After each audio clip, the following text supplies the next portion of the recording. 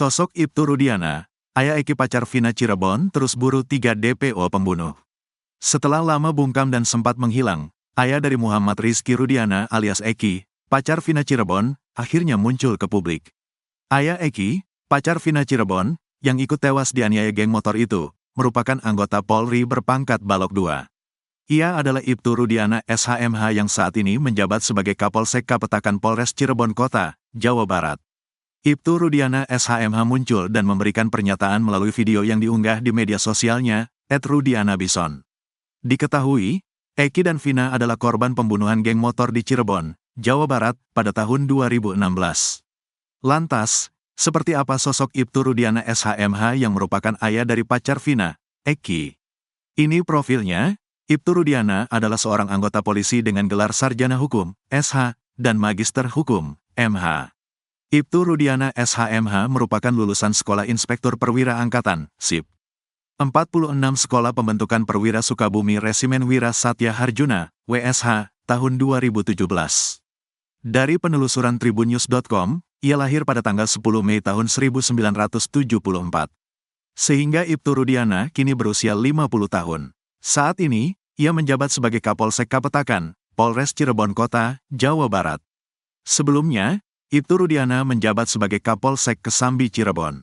Jabatan sebagai Kapolsek Kesambi itu disandang Ibtu Rudiana sejak tanggal 12 September tahun 2022. Namun sekira akhir April tahun 2024, Ibtu Rudiana dipindah ke Kapolsek Kapetakan. Hal ini diketahui dari unggahan akun Instagram @kelpekiringan yang mengucapkan selamat dan sukses untuk Ibtu Rudiana SHMH. Perwira polisi Balog 2 di pundaknya itu juga memiliki akun Instagram dengan nama @rudianabison. Akun Instagram milik Ibtu Rudiana sudah diikuti sekira 2.200 follower dan mengunggah 144 postingan, salah satunya tentang Eki. Rudiana semoga Allah selalu meridhoi, demikian yang tertulis dalam bio Instagram perwira pertama polisi itu. Pada akhir 2023, Ibtu Rudiana mendapat penghargaan Person of the Year 2023 dari sebuah media lokal di Cirebon. Ia menjadi Person of the Year 2023 kategori tokoh pelopor pencegahan kenakalan remaja. Perwira polisi Balog 2 di pundaknya itu memang memprioritaskan program pencegahan kenakalan remaja seperti tawuran. Pasalnya, di wilayah Kesambi terdapat sejumlah sekolah menengah dan perguruan tinggi. Juga ada beberapa titik di Kesambi yang kerap menjadi lokasi tawuran antar siswa bahkan tawuran antar sekolah. Oleh karena itu, ia menempatkan sejumlah personel di titik yang dianggap rawan atau kerap dijadikan tempat kerumunan saat bubaran pulang anak sekolah. Ayah Muhammad Rizky Rudiana, Ibtu Rudiana merupakan Kapolsek Kapetakan Polres Cirebon Kota. Ibtu Rudiana akhirnya muncul ke publik menanggapi kasus Vina Cirebon yang juga merenggut nyawa putranya. Sebelumnya, Ibtu Rudiana bahkan menghilang dari jejak digital sosial media Instagram. Sempat memposting foto Eki saat film Vina, sebelum 7 hari viral, akun Instagram Ibtu Rudiana pun menghilang. Sosoknya pun dipertanyakan publik lantaran ia merupakan seorang perwira polisi. Publik penasaran kenapa 3 pelaku kasus Vina Cirebon masih buron sejak 8 tahun kejadian. Padahal ayah korban merupakan anggota polisi. Ibtu Rudiana pun akhirnya buka suara dan mengatakan kalau dirinya selama ini tak tinggal diam begitu saja. Dirinya memposting video pernyataan dalam akun Instagramnya yang sudah kembali itu. "Saya tidak diam, saya terus berupaya dan bekerja sama dengan Reskrim," kata Ibtu Rudiana dalam sebuah video. Pencarian yang ia lakukan itu, menurutnya sudah membuahkan hasil, di mana sudah ada 8 pelaku yang diamankan dan telah diadili. Sisanya sedang kami perjuangkan untuk dilakukan pengungkapan, jelasnya lagi. Ibtu Rudiana pun berharap agar 3 pelaku yang masih buron bisa segera ditangkap. Lalu ayah Eki pun meminta netizen untuk tidak membuat asumsi yang tidak benar. Ia berharap netizen tidak memberikan pernyataan yang membuatnya semakin sakit. "Kami cukup yang mengalami selama 8 tahun saya berupaya untuk sabar," katanya sambil menangis. Meski sudah 8 tahun berlalu, kesedihan mendalam masih terlihat jelas di wajah Ibtu Rudiana. Bahkan saat mulai menyebutkan nama putranya, Ibtu Rudiana langsung menangis. Diduga rasa sakit yang begitu dalam itulah yang membuatnya tak mau sosok Eki difilmkan. Kakak Saka Tatal yakin adiknya korban salah tangkap dipaksa ngaku. Keyakinan Jaka, kakak dari Saka Tatal, 23, terpidana kasus pembunuhan Vina Cirebon, jika sang adik bukanlah seorang pembunuh sangat kuat. Terlebih, Jaka mengenal baik sosok Saka Tatal. Jaka pun menegaskan jika adiknya Saka tidak bersalah dalam kasus pembunuhan Vina dan Eki tersebut. Saka dihukum karena tak punya pilihan lain dan dipaksa untuk mengakui keterlibatannya dalam tragedi pembunuhan yang merenggut nyawa Vina dan Eki. Saya sebagai kakak, gak percaya adik saya pelakunya. Allahualam, kata Jaka dilansir Tribun Jabar, Minggu, tanggal 19 Mei tahun 2024. Lebih lanjut Jaka menuturkan, selama 4 tahun belakangan, ia selalu menemani adiknya dalam setiap proses hukum. Mulai dari awal penangkapan hingga proses hukum berakhir. Jaka meyakini Saka bukan pelaku sebenarnya dan bahwa pengakuan Saka hanya terjadi karena tekanan dan penyiksaan yang diterimanya. Intinya adik saya bukan pelaku, dia mengakui karena dia disiksa harus mengaku, jelas Jaka. Di sisi lain, Jaka menegaskan, ia tidak akan membela adiknya jika memang bersalah, saya juga kalau adik ngelakuin perbuatan kayak gitu, saya persilakan untuk dipenjara. Ngapain saya bela-belain perjuangkan adik saya sama pengacara, kalau adik saya bersalah, ngapain dibelain, ungkap Jaka. Kini, kasus pembunuhan Vina dan Eki yang terjadi pada tahun 2016 lalu masih menyisakan banyak pertanyaan dan keyakinan dari pihak keluarga korban maupun terduga pelaku. Saka akui terpaksa mengaku karena tidak kuat disiksa. Saka Tatal, 23, divonis 8 tahun penjara kasus pembunuhan dan pemerkosaan Vina Cirebon bersama pacarnya Eki. Dari vonis tersebut, Saka menghabiskan waktunya 4 tahun di penjara karena mendapat remisi. Seiring kasus Vina Cirebon yang kini diangkat lagi ke publik, Saka berbicara terkait awal dirinya disangkut pautkan dengan kasus tersebut. Dalam wawancara di rumahnya yang berlokasi sekitar SMPN 11 Cirebon, Jawa Barat, Saka menceritakan pengalaman pahitnya. Kronologi saya kurang paham soal kasus Vina dan Eki, karena saya tidak ada di tempat waktu itu. Saya ada di rumah, lagi sama kakak saya dan paman saya dan teman-teman. Saya nggak kenal sama Eki dan Vina, ujarnya, Sabtu, tanggal 18 Mei tahun 2024. Ia menyampaikan bahwa sebelum ditangkap, ia sedang diperintahkan membeli bensin oleh sang paman. Jadi ceritanya, waktu itu sebelum ditangkap saya disuruh sama paman untuk beli bensin bareng sama adiknya paman. Setelah isi bensin, saya niat nganterin motor paman itu. Pas baru nyampe, sudah ada polisi, ucapnya. Menurutnya, ia menjadi korban penangkapan tanpa alasan jelas. Saya sudah jelasin, saya waktu itu cuma nganterin motor, ke paman, ikut ketangkap juga, tanpa penyebab apapun, tanpa penjelasan apapun, langsung dibawa, ujar dia, dengan nada getir. Di kantor Polres, Saka mengaku mengalami penyiksaan yang memaksanya agar mengakui perbuatan yang tidak ia lakukan. Nyampe kantor Polres, saya langsung dipukulin, suruh mengakui yang enggak saya lakuin. Saya dipukulin, diinjak, segala macam sampai saya disetrum. Yang mukulnya pokoknya anggota polisi, cuma enggak tahu namanya. Karena enggak kuat dari siksaan, saya akhirnya mengaku juga, terpaksa, enggak kuat lagi, katanya. Setelah bebas, Saka mengetahui adanya 3 DPO, daftar pencarian orang, dalam kasus ini. Setelah bebas tahun 2020 lalu, saya baru tahu kalau ada 3 DPO kasus Vina. Saya pun gak kenal siapa 3 DPO itu, ujarnya.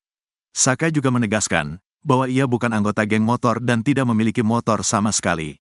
Saya itu intinya nggak ikutan geng motor, saya nggak punya motor sama sekali, ucap pemuda 15 tahun kala kejadian itu. Melalui kisah ini, Saka berharap dapat memulihkan nama baiknya. Dengan kejadian ini, saya pengen nama baik saya bagus lagi, seperti dulu lagi, karena saya sekarang susah nyari kerja, seharusnya saya bisa sekolah, kerja jadi malah kayak gini, ujar dia, dengan harapan yang besar. Sekadar diketahui, Saka menjadi salah satu dari 8 orang yang ditangkap dalam kasus pembunuhan dan pemerkosaan Vina dan pacarnya Eki tahun 2016 lalu. Saat peristiwa itu terjadi, Saka satu-satunya tersangka yang masih berusia di bawah umur. Sehingga, saat itu Saka divonis 8 tahun penjara. Namun, karena mendapatkan remisi dan keringanan lainnya, Saka hanya menjalani hukuman sekira 4 tahun. Adapun, 7 terpidana lainnya tervonis hukuman penjara seumur hidup. Mereka adalah Eko Ramdhani bin Qasim, Hadi Saputra Kasana, Jaya bin Sabdul, Eka Sandi bin Muran, Supriyanto bin Sutadi, Sudirman, dan Rivaldi Aditya Wardana alias Ucil.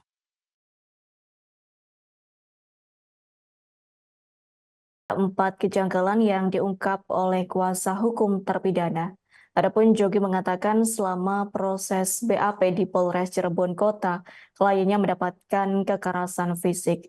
Terlebih saat pelaksanaan BAP, kliennya juga tidak didampingi oleh kuasa hukum.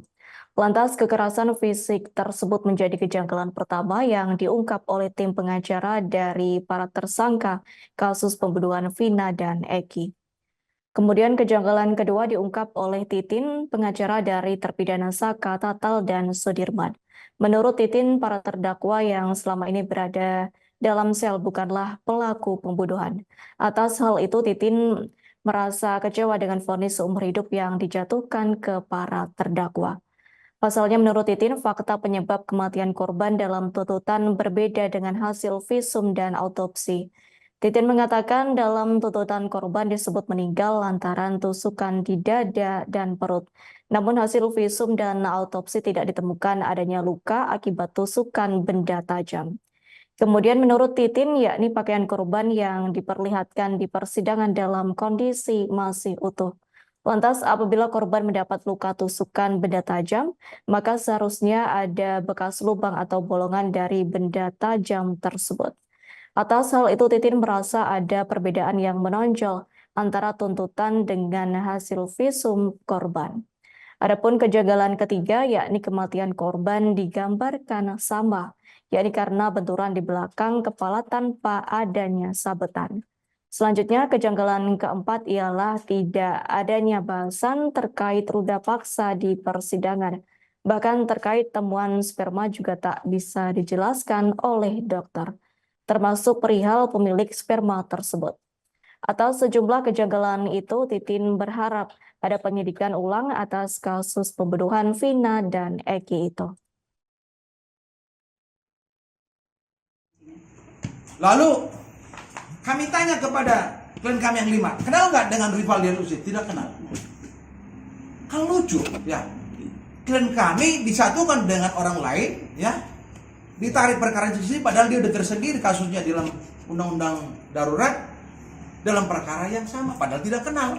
Terus 340 lagi. Terus kliennya daripada Ibu Titin yang namanya Sudirman, ya, di dalam persidangan itu ditanya sama hakim, kenal nggak dengan dia? Nggak kenal. Ditanya Ripaldi, kenal nggak dengan mereka? Tidak kenal. Nah, tapi yang berkembang di dalam media atau narasi-narasi daripada para pengamat, ya, bahwa klien kami itu kenal dengan DPO, yang ini nggak kenal karena beda geng. Gengnya klien kami itu geng apa? Buruh bangunan. Ya, sementara mereka kan mungkin geng-geng apalah, motor dan sebagainya. Nah, bambu dijadikan sebagai barang bukti. Bambu itu saya yakin gak ada hubungannya karena utuh, tidak pecah. Jadi kalau katakanlah di dalam rekonstruksi itu seolah-olah bambu itu dipakai mukul-mukulin ngomong kosong, bergantian. Terus lalu ada batu, kan? Batu kalau namanya dipakai untuk mukul kepala orang, ya pasti Ada darah. ada darah, retak. Gak ada darah. Makanya begini, pada saat Polda Jabar memberitahukan kepada kami akan dilakukan rekonstruksi, oke, kami hadir. Tetapi ibu-ibu, ya, ditambah juga ada tim saya seorang wanita, udah ketakutan. Ya. Ancaman seperti apa? Ancamannya, Pak? Ancamannya itu, ya, pokoknya, ya, kami jangan mau hadir dalam persidangan. Pihak mana yang mengancam? Ada kelompok-kelompok tertentu yang tahu, kami tidak tahu siapa yang menggerakkan. Sampai setiap saya dari Bandung aja, agar mobil saya jangan disimpan di pinggir jalan. Itu ya. Sampai kami menyimpan mobil itu di dalam arena apa? Pengadilan. Karena ada warning. Ya. Saya sebagai, mohon maaf nih, ya. Saya juga pernah ada di lingkungannya Tribrata, ya. Tidak perlu saya jelaskan. Saya katakan, gak usah takut, ya, gak usah takut. Dan kehadiran rekan-rekan polisi yang ada di sana ada juga yang baik. Pelaku kasus Vina Cirebon, Saka total 23 tahun akhirnya angkat bicara setelah dibebaskan dari penjara. Saka mengaku bahwa dirinya adalah korban salah tangkap. Pasalnya, Saka total bercerita bahwa ia tidak tahu kronologi pembunuhan Vina dan Eki yang terjadi pada 27 Agustus 2016 lalu. Namun, ia menjadi salah satu pelaku yang ditangkap atas kasus pembunuhan Vina dan Eki. Untuk itu, Saka total yang sudah dipenjara selama bertahun-tahun kini buka suara dan mengungkap fakta versi dirinya. Termasuk menceritakan momen saat ia diintimidasi mengakui perbuatan yang tak pernah dilakukannya. Cerita tersebut disampaikan Saka Tatal dalam wawancara bersama awak media pada Sabtu 18 Mei 2024 kemarin. Didampingi pengacaranya, Saka Tatal menjawab pertanyaan dari awak media soal kasus Vina Cirebon. Saka mengaku tak kenal sama sekali dengan Vina dan Eki. Saat kejadian, Saka mengaku sedang berada di rumah pamannya. Karena gemetar saat dicecar pertanyaan, pengacara Saka, Titin, langsung mengambil alih pertanyaan-pertanyaan tersebut. Titin mengatakan bahwa kliennya masih trauma dengan pertanyaan yang dilemparkan soal kasus Vina. Saka juga masih teringat dengan momen mengerikan saat dirinya ditangkap. Padahal di malam Vina dan Eki dibunuh, Saka mengaku tidak berada di TKP melainkan di rumah. Lantaran hal tersebut, Saka Tatal mengaku kaget saat ia tiba-tiba ditangkap pihak kepolisian. Saka menyebut sebelum ia ditangkap, ia sedang mengembalikan sepeda motor milik pamannya. Tak disangka di rumah pamannya sudah ada polisi. Saka pun akhirnya ikut diamankan atas kasus Vina. Saat di kantor polisi, Saka Tatal mengurai momen mengerikan dalam hidupnya. Saka menyinggung perlakuan penyidik kepadanya yang mengaku disiksa polisi lantaran disuruh mengakui apa yang bukan ia lakukan. Hingga akhirnya Saka Tatal pun secara terpaksa mengakui apa yang bukan dilakukannya. Pengacara Saka, Titin, menyebut kasus Vina Cirebon dapat kembali diselidiki ulang.